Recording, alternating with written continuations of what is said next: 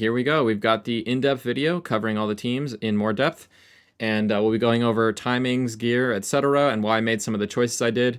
Also, I tested and gave another option for some supports that you can use with fire and poison if you don't have Calvera yet, because you're not going to get her until like mid-season anyway. She is the best still, but not by a huge margin. If you have Ogok and Furbath together, you can actually make them do really well together. But let's go over this first team. So if you have Calvera, you're basically going to want her to ult at 21.5 to put up the defense up. And then this attack penalty ends up happening at around 24 seconds. So it still ends up covering 2 of the boss's abilities, which is fine. You could time her earlier if you wanted the attack penalty for the ult, but I don't think that's really makes any sense. I think the defense up is pretty much just as valuable as the attack penalty. Plus, this is giving you those big shields, the big staff shields, if you're using staff on her. So depending on if you're using staff on her, you might want to change your timings around. We're using horn on her here, so I guess it doesn't really matter. You could time her a little earlier if you wanted the attack penalty for the 21.5 hit, but 21.5 seemed fine. We have Cinderell here at 29.9. That is basically right before the Call of Lightning. So if your tank is the weak link, you can give them invincibility, sorry, which will keep them from getting one shot. You want to manual this later on the later rounds, of course, if you want to survive a little bit longer. But yeah. And then we've got pretty typical Dargo going first because he takes some time to put up the Witch's Remains. And then followed by Whisk to put up corrosion damage, and then lastly we've got Rook to do the killing blow. Actually, these timings can be improved. I don't need to time them like this. 14.8, 14.9 should be fine as long as they're before the 15-second ability. That means if they die on that ability, they'll still get their damage off. So there we go. 14.8, 14.9. So those are the timings. Going over the gear here. We got yeah. We got the Solar King's Horn, like I mentioned. We're using Calavera as the main tank, so she's in the Ancestral set, and we're building her with a lot of defense because her shield scales off her heal, and her shield, if you're using staff, scales off defense. So just maximum defense stacking and some accuracy. I think we have accuracy. Actually, we don't have accuracy. So on this team, because we're using Cinderell, I just realized. I actually didn't build accuracy because I didn't think I needed it, since her attack penalty is not needed. Cinderell's attack penalty is almost always active. So yeah, in this setup with Cinderell, you actually don't need accuracy on her. So I built her full defense so that she won't die from the Call of Lightning. And then Cinderell here is built max attack with staff.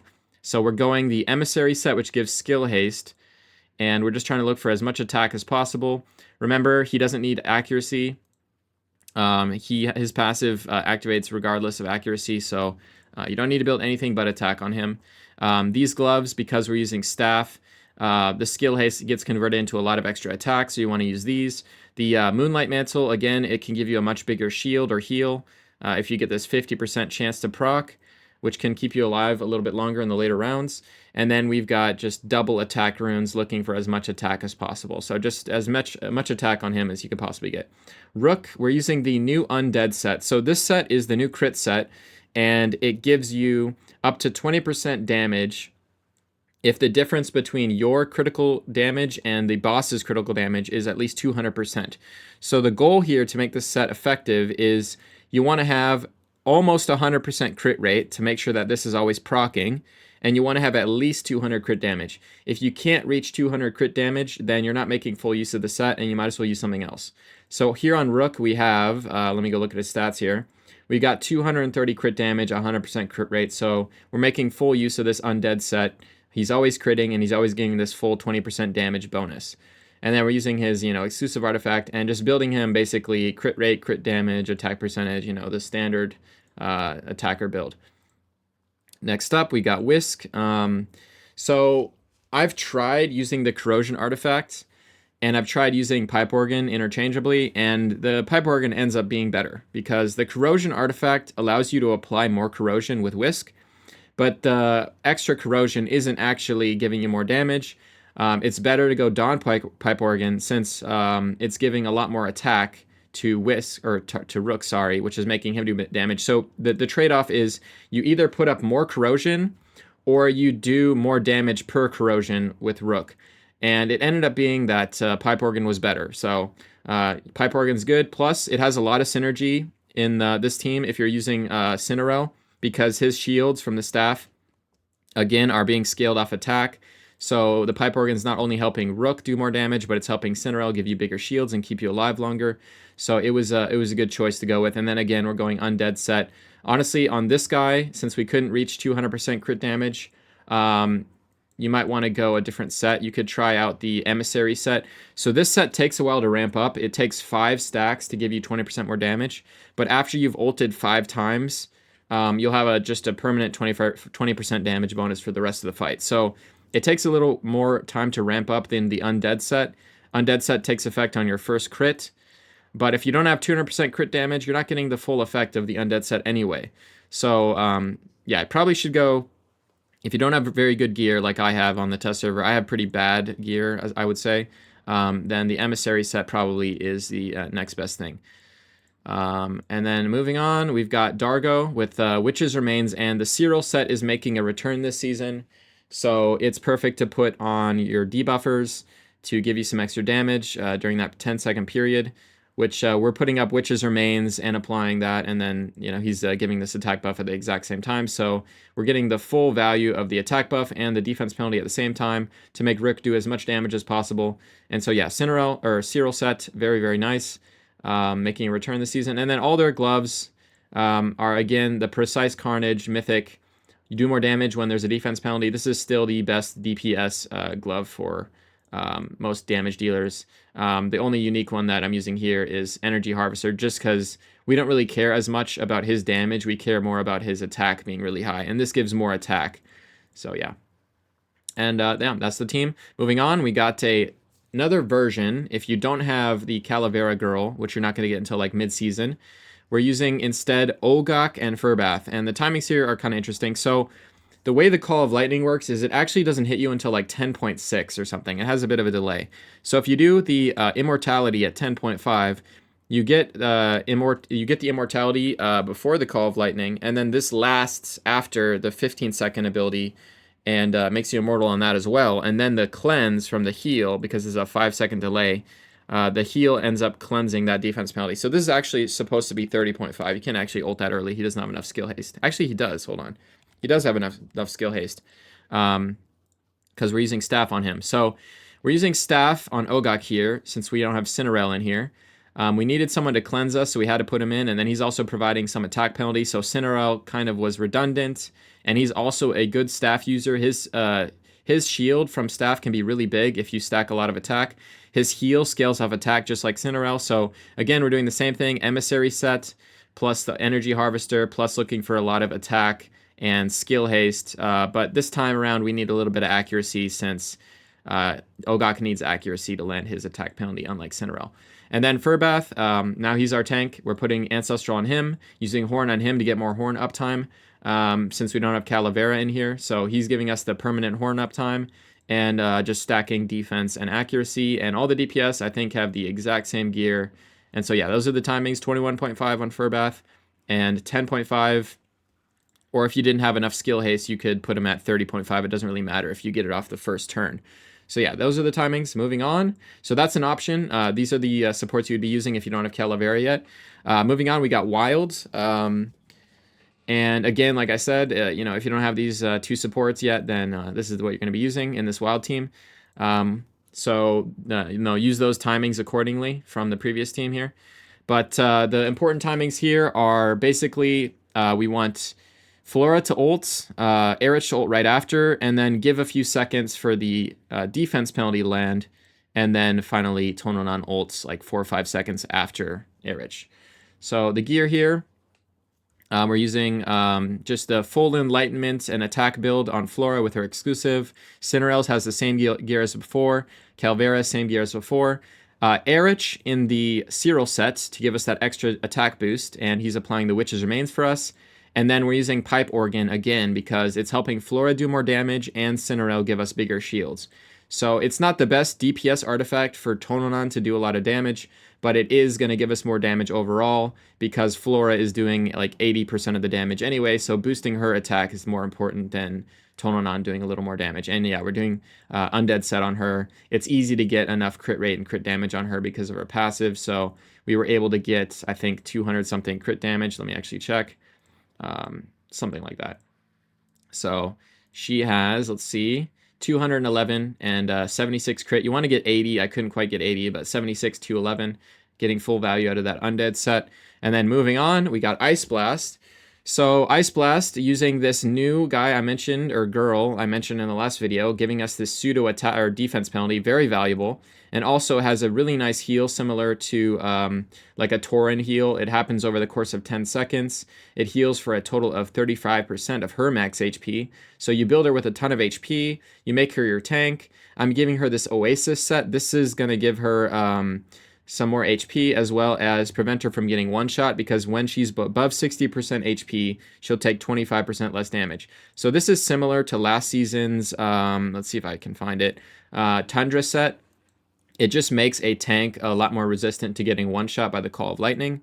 And then let's double check the artifacts here. I think I'm using Horn on her because it's an HP artifact, which is perfect, exactly what you want on her, a lot of HP.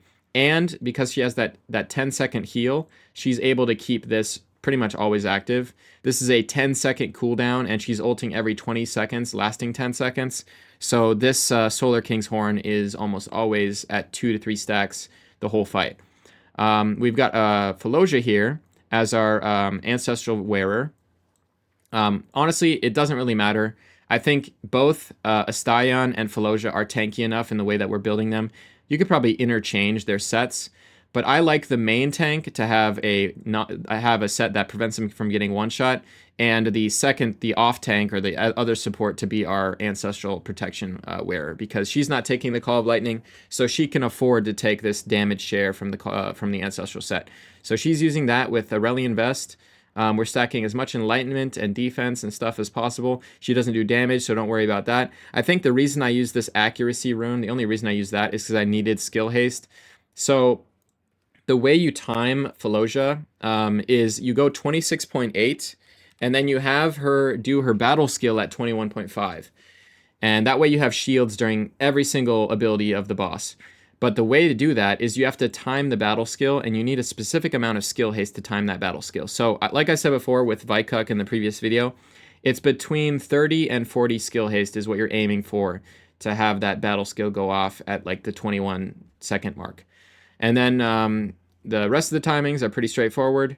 We got Astaion just ulting right away to give us the horn buff, followed with our Witch's Remains applier, which is Shinna, and then we'll give it a bit of time to apply that defense penalty, and then we're following up with Beldel's ult, using Zorak actually right before Shinna to give that damage up so that she at least can do some more damage.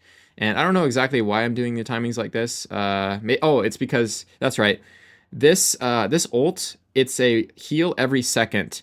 So you're not going to have 3 stacks of the horn until 15 seconds. If she's ulting at 12, which is right away, as soon as she can ult, it's going to take 3 seconds to get those stacks. So that's why we're ulting at 12 and then 15. So those are the timings. This team's all right, 165. Ice Blast kind of took a hit getting paired with Necrotic, but this character kind of makes up for that. So still a very competitive team. Moving on, we got Dauntless here. I tested a bunch of different variations of 2 support setups with like Ardrith Garius, Rose Garius, Nathaniel Garius. A lot of them using Garius, of course, because he's so good. But the best one ended up being Rose Garius, because not only do we have big staff shields, but we also have cleansing, and we have an attack penalty, and a convenient Witch's Remains applier. That's what's really nice here, is we can put a DPS artifact on Thorval, because we can use Witches on Rose. So Rose is applying Witches. She's giving us an attack penalty. She cleanses, I think, everyone except Darius. Or Garius, not Darius. I'm playing too much League of Legends lately. She cleanses everyone except Garius, but then he self-cleanses when he ults, so it doesn't really matter that he doesn't get cleansed. So she's cleansing all the DPS and herself. And to get that to happen, you need enough enlightenment on her. So she shoots extra bullets, or I guess beams, on her ultimate. Hold on, let me get this team out. Why is it not coming out? Use. She shoots extra beams based on enlightenment, so up to 6, I think, per 100 enlightenment, she's getting an extra beam. So you want to make sure you have at least 300 enlightenment. So that's what I tried to reach here. 300 enlightenment, enough accuracy to land the debuffs. And then we're going with the Cyril set again to give us the attack boost. She's applying the Witch's Remains. We're using this Moonlight to just get some extra healing. And otherwise, I mean, she doesn't really do that much damage. You could try to build a little bit of crit and attack, but she's not really a significant damage dealer, so don't worry about that too much. Garius in our full defensive gear, using the Ancestral gear to do the damage share. He can handle it. And we're using Staff, of course. Nastjenka, so she's kind of interesting. We only have 83% crit here, but that's because of her passive. Her passive gives her extra crit once she builds up these black stork feather stacks. She'll get every 10% of the hero's extra attack speed will be converted into 1.5% extra crit rate. So with full stacks of her black stork feather, she can get 10 stacks. That's 50% extra attack speed here. And then we got this new gear set, which gives 70%. It gives 20% here and then 50% on this passive. So that's another 70% attack speed. And then we try to get some attack speed on the runes if you can. So you actually end up getting a lot of extra attack speed. So that's giving you the last bit of crit rate that we don't have here. So yeah, this is the best new set for Dauntless, this attack speed set. And then we're using her exclusive, of course. Moving on to Thorvald. We're using, again, the attack speed set, trying to get 200% crit damage. Couldn't get it, though. But I think in this team, it doesn't matter if you're not getting... oh, wait. No, I'm talking about Undead. My bad.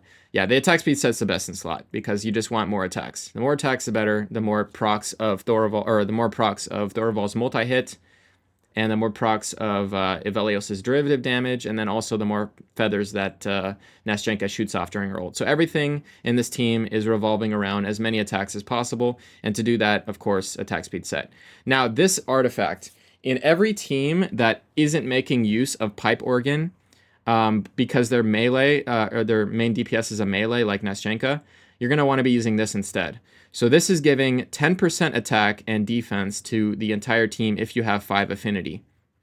So this is really, really good. This is giving everyone on the team 10% attack and defense, which also helps you stay alive a little longer, increases the shields that Garius is giving you. It's just an overall really solid artifact. I tried putting like a DPS artifact on him that just makes him do more damage, like the lamp, for example.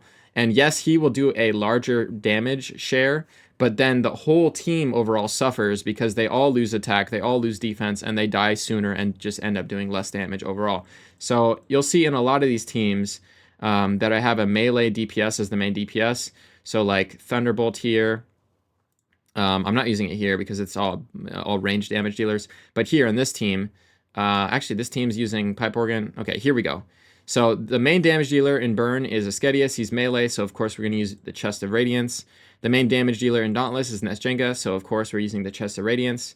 Rally, I mean, I did use it here with the Lendor, but we're not gonna worry about Rally. Rally's not meta, so don't worry about that. Moving on. Oh yeah, let me go over the timings. So 21.5, we're ulting right after Rose is putting up the defense penalty and giving us the Cyril buff. We're just having everyone ult. The order that they ult in doesn't really matter.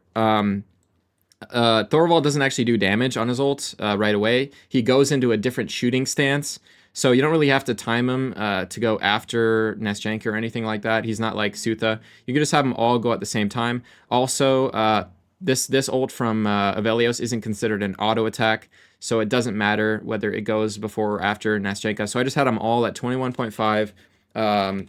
We have Rose at 21.4, and then this 26.8 timing is actually really good on Garius to cover all the other abilities besides the 21.5 attack, so that we have the attack penalty for the important ults, and then we have shields for everything else, and that keeps us alive the longest. And then moving on, we got Poison using the same supports, Calvera and Cinerel in their same gear, but now we're using Lothair in full Enlightenment gear, pretty much the same gear we had on Flora, using his exclusive artifact. We have 175 is the goal you're trying to reach here for skill haste with Corrin. That allows you to extend the poison debuffs to have 40 stacks up. So we have that on him. We're using Hourglass, the skill haste set, another skill haste set, and then trying to look for skill haste on the runes. your goal is 175. So Hourglass gives 100 plus 75 on the stat sheet. And then another thing to consider with this team, Twitch is the best damage dealer that is a poison applier. You can also use Durango, but Twitch does a little bit more damage than Durango, so I ended up using him. Plus, he can do damage based on Enlightenment, and since we're using an Enlightenment aura, he's getting benefit from that. So the goal here is to try and reach, I think it's 240 Enlightenment. So his battle skill shoots an extra arrow per 60 Enlightenment up to 5 arrows. So you want 4 extra arrows. So that's 240 Enlightenment to get the full 5 arrows. So we have 190 here, plus the aura is going to give us another 60. So we're at 250. So that's the goal here with him, is enough accuracy to land the poisons, enough Enlightenment to buff up the battle skill, and then, of course, as much crit rate and crit damage as you can get. So we're using Cyril set on him, and then, trying to get Enlightenment and accuracy and stuff. And then, yeah, that's pretty much the gear. So, skill haste stacking, 175, Enlightenment, at least 180 if you're using this aura, and then full Enlightenment gear. I think he has like 500 or something. Yeah, 515 Enlightenment, 4.7k attack.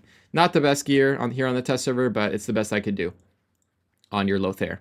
The timings, so basically it's the same timings we had before with, this is at 21.5, this is at 29.9, and then we're just having Corrin extend the poisons after being applied by Twitch at 11.4, and then Lothair ulting just as soon as he can after that, which is at 12.9, I guess, or whatever, 13, doesn't really matter.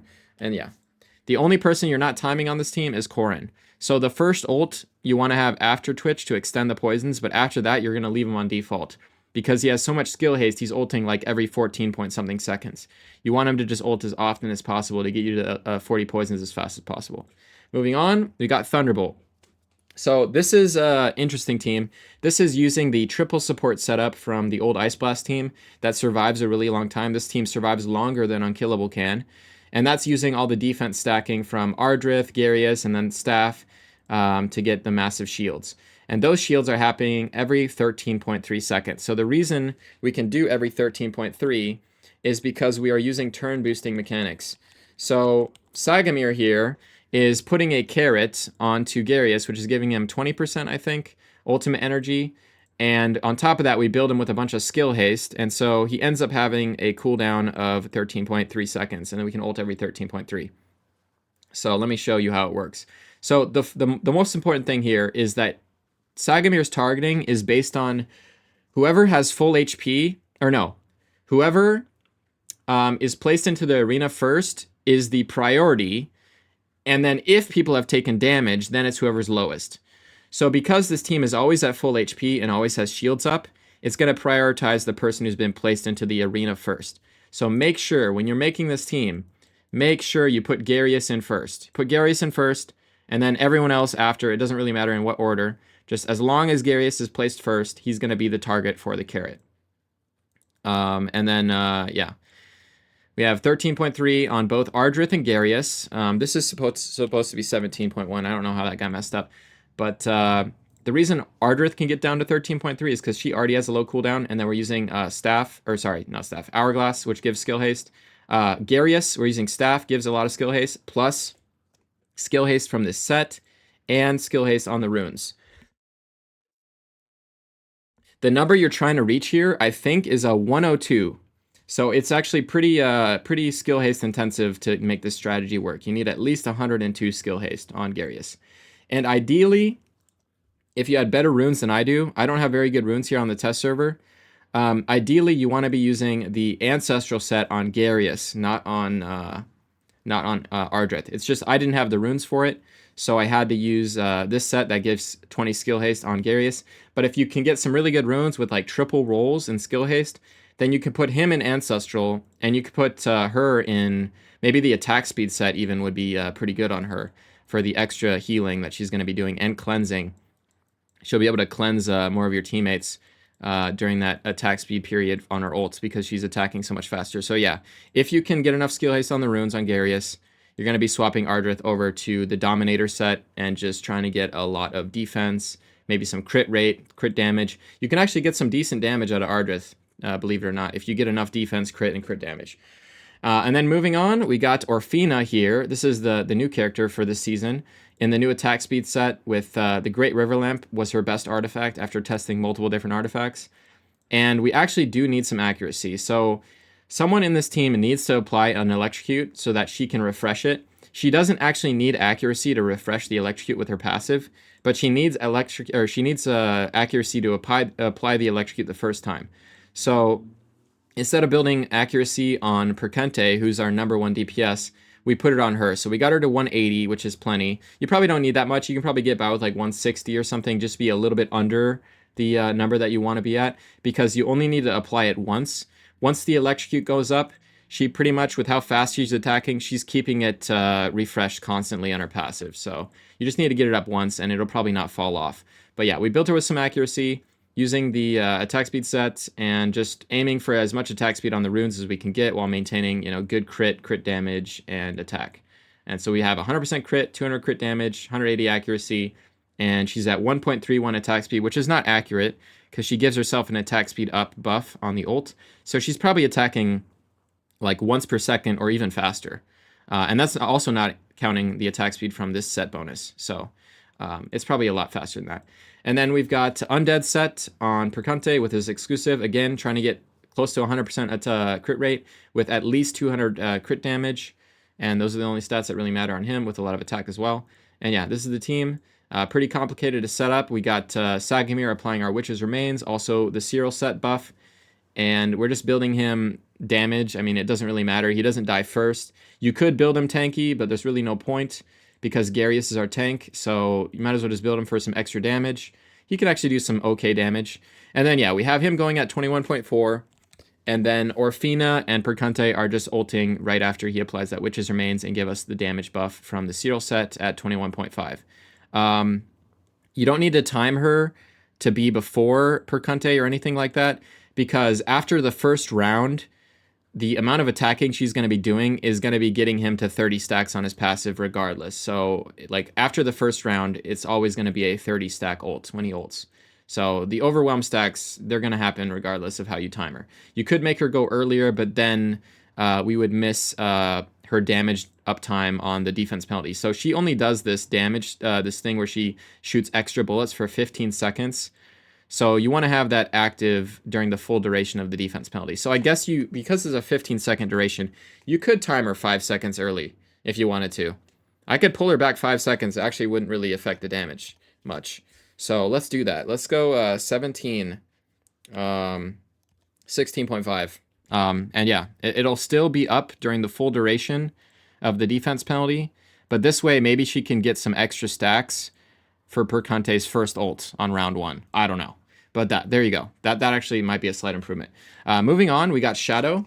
This team is pretty much all Ozul doing all the damage. And then this guy, Perseus, maybe does like 12, 13%.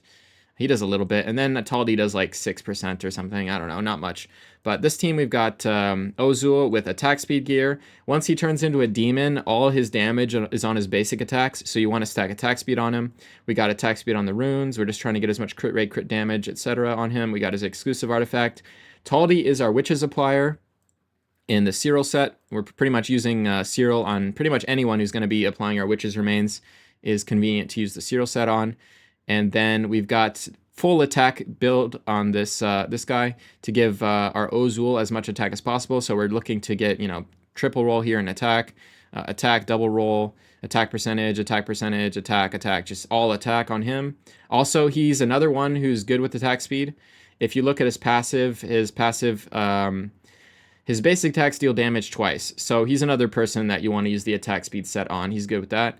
And then moving on, we got Faloja in the same gear, I think, from the Ice Blast team. Same thing. And Astyon, again, in the same gear. Same setup, same timing, same everything from the Ice Blast team. So 12 seconds, 26.8. And then actually, we should delay this guy until 15 because we need to wait for the horn buff to go up. But yeah, so those are the timings there. And then again, try to get 30 to 35 skill haste or something like that on your Faloja so you can make sure her battle skill is going to be applying at like 21 seconds. That way you have shields the entire fight. And yeah, those are the timings. You can't really time Shadow, so I just leave them on default. I mean, you could time them, but I don't see the point in that. It's kind of hard to figure out what their ult timers are, so I just leave them on default. It seems to be okay. Since this guy's main damage source is auto attacks, this guy is also mainly auto attacks. It doesn't really matter when the Witch's Remains gets applied, so we just let Taldi ult as often as he wants. It doesn't really matter. But yeah. And then moving on, we have Burn. This is kind of like the last, like, somewhat viable team that maybe if you had nothing else before this, you might make. Using Ascetius with his exclusive artifact, and 2 other burn appliers with Durham giving us the attack buff on his ult, also applying Witch's Remains and using the Cyril set. And then this new guy, I don't actually know what his name is, hold on, Paxton. So this guy's interesting. He's an Enlightenment-based damage dealer. He does like derivative damage on his ult. So we're building him with a lot of Enlightenment, also some accuracy to apply the burns. And then again, the Chest of Radiance to give extra attack to Ascetius and extra defense to keep the team alive. And yeah, his damage is not significant, but because he has this morale buff he gives to Ascetius, he ends up being better than Karf, just slightly. So he replaces Karf in the team. You're not going to take out Durham. You want this attack and crit damage up for Ascetius to do more damage. And then yeah, Ascetius, again, over 200 crit damage, 100% crit rate with the Undead set. We got the Cyril set here on Durham, and then the Enlightenment set here on the derivative damage Enlightenment set here on Paxton. And then Cinerel and Calvera, I think, are in the exact same gear from before. So same timings with them, 21.5, 29.9. I don't know why the decimal point keeps getting messed up here. And then we're just doing Durham ults first to give us the buff, then Paxton ults at 12, and then followed up by Ascetius 12.1. Just ulting pretty much as soon as they can to get the damage in. Moving on, we got Rally and Aura, both pretty underwhelming here. This is with the 30% damage buff on the weekly buff here on the test server, so neither of these teams are viable. This team's probably like less than 80 million without the buff, and this team's probably less than like 70, maybe like 60 something without the buff. So I wouldn't even bother with these. We're using the triple support setup to survive 300 rounds, and just trying to get the most damage we can out of the 2 exclusives, Amelidia and the Lendor. But like I said, it's probably not worth it. If you want to see the timings, I'll quickly flash over it. But it's, yeah, it's just not really that great. So don't even worry about it. And then moving on, we're going to make a separate video going over these budget teams. So I think that's it for this video. Hope you guys enjoyed. Hope this helps you guys out and shakes up the meta a bit. But of course, Rook's still on top. Wild in second, Ice Blast coming in third, Dauntless and Poison are pretty much tied here for fourth. Thunderbolt's a new competitor, not one of the top 4, but still viable. If you have Percunte and Orfina, you can make this do some decent damage, 145. Shadow, maybe like the last team I would make if I had Ozul and I really wanted to use them, I might make this team, but maybe for like a Shadow damage weekly buff, I might put this team together, but this is probably not going to be your main team if you've got one of these other ones. And then Burn, again, just the worst version of a fire team. You might as well just use Wild if you have it. So yeah, there it is, guys. Hope you guys enjoy, and I'll catch you guys in the next video with the budget teams and a more in-depth look at how we made them do the damage that they're doing. All right, guys, take it easy. Peace.